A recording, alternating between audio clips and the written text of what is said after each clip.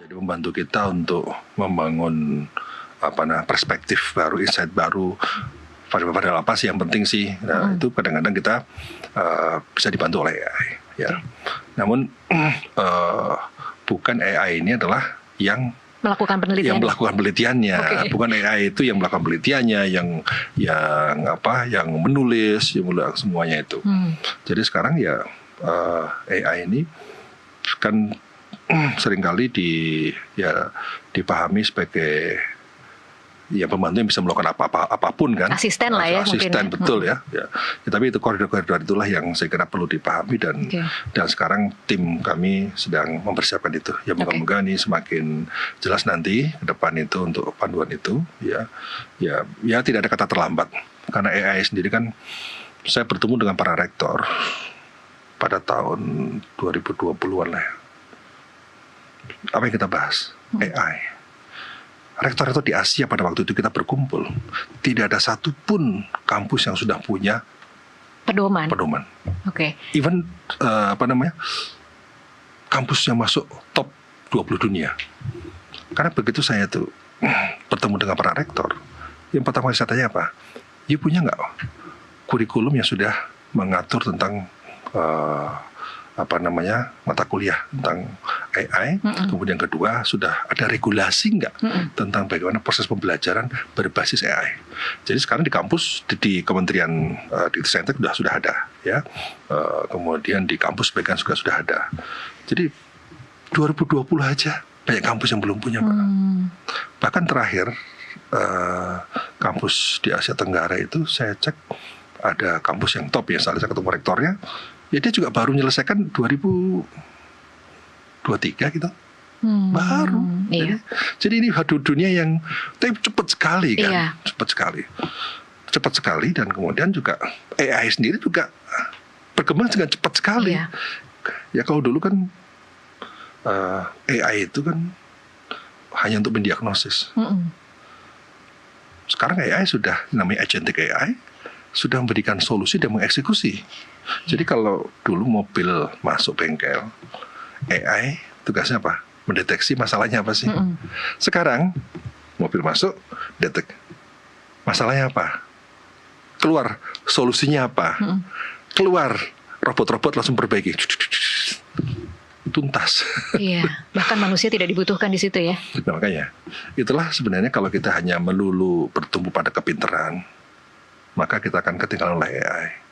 Makanya itulah pentingnya wisdom, pentingnya kebijaksanaan, karena kepintaran itu kan soal otak.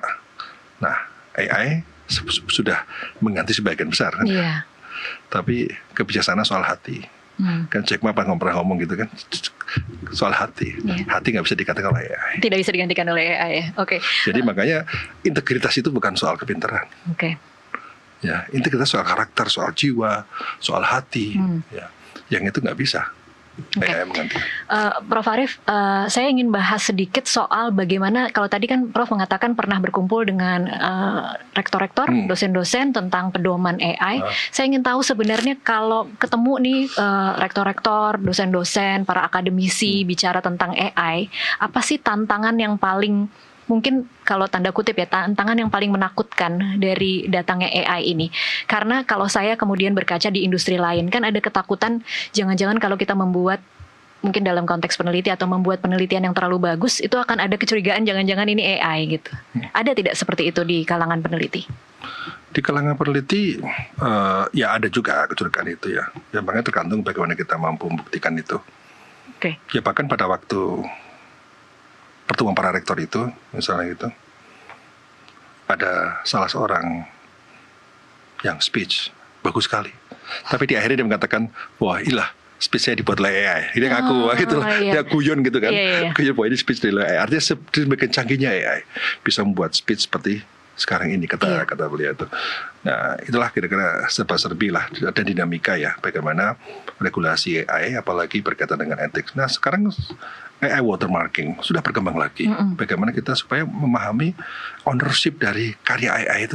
Berapa persen manusia, berapa persen AI begitu ya, Prof? Jadi ini makin lama semakin berkembang. Jadi kalau selama ini kan kita AI itu kan masalah etik, masalah hukum ya. Ini sekarang sebagian sudah mulai diatasi dengan AI watermarking. Jadi temuan-temuan dinamika AI itu luar biasa, Pak. Nah, dalam konteks pembelajaran yang banyak dipakai di beberapa negara misalnya itu, ya AI sudah terintegrasi dengan CCTV. Jadi AI sudah terintegrasi. Jadi mereka dia menggunakan smart board kan, smart board mulai semacam-macam. Dan kemudian disitulah pada saat perkuliahan itu dia banyak menggunakan AI, termasuk dalam proses tatap muka dengan siswa pun AI bisa mendeteksi mahasiswa yang ngantuk, loh ya, mahasiswa yang ngelamun. Bagus ya. Nanti langsung keluar di papan tulisnya, ini sekian persen mahasiswa ngantuk. Oh, menarik sekali itu. Jadi nggak boleh ngantuk ya. Nah, kemudian ketika bertanya jawab di kelas itu, kemudian AI merekam dan kemudian meresume pertanyaan itu, kemudian ini jawaban dari dosen seperti sekarang ini. Jadi ke depan itu memang luar biasa. Iya, sangat holistik ya. Jadi memahami perilaku siswa. Jadi dosen itu tidak akan dibantu oleh AI tadi. Ya dosen makanya itu kan dengan catatan apa? CCTV-nya terkoneksi dengan AI. Dan ini sekarang di kelas-kelas di berbagai kampus di dunia sudah mulai dipakai. Itu. Ya itu kalau itu jadi dosen enak sekali. Tinggal ingin tahu siapa nih mahasiswa yang ngelamun, siapa yang mahasiswa yang nyontek dan sebagainya. Oke. Dan bahkan sekarang coba lebih canggih juga nih. Sekarang kalau kita ujian online ya, pakai laptop ya. Nah sekarang sudah berkembang software yang cukup canggih. Jadi kalau mata kita geser sedikit, soalnya berubah. Oh ya? Wah, itu ngeri banget kalau jadi mahasiswa. Jadi misalnya kita lagi ujian, ini ada kecoa di samping, ini kan, nengok lagi, soalnya udah berubah gitu.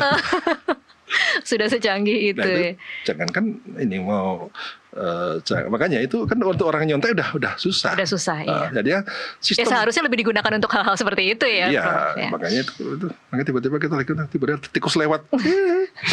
Soalnya ganti lagi berubah. Tadi orang mikir susah dan jawab susah, tiba-tiba harus mulai lagi dari awal. Nol lagi. Iya. Ini karena terkoneksi semua. Itulah alat semakin canggih. Iya. Oke, kita masih akan lanjutkan nanti di segmen terakhir. Pemirsa tetaplah bersama Kasih Paham, kami akan kembali usai jeda.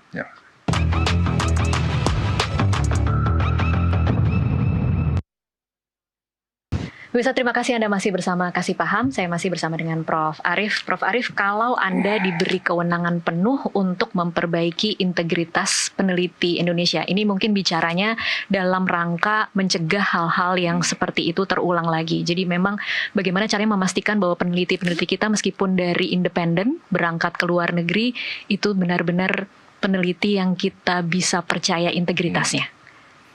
Ya tentu kita harus yakinkan betul bahwa kemajuan bangsa itu tidak terletak pada hanya bagaimana kepintaran kita, tapi kepintaran kita didasari oleh integritas yang kuat. Tidak didasari oleh hanya kemampuan kita untuk manipulasi, yang itu sangat berbahaya sekali. Nah sehingga berbagai kejahatan akademik ini saatnya harus diberantas ya. Tapi kalau dalam bayangan Anda, Prof, bisa tidak sih kita mengendalikan atau mengontrol atau mengawasi peneliti-peneliti sebelum mereka berangkat keluar? Ya memang BRIN bisa untuk orang-orang yang mendapatkan funding dari BRIN. Iya. Nah sehingga memang salah satu komponen penting adalah bagaimana kita harus meyakinkan funding agency yang membiayai itu.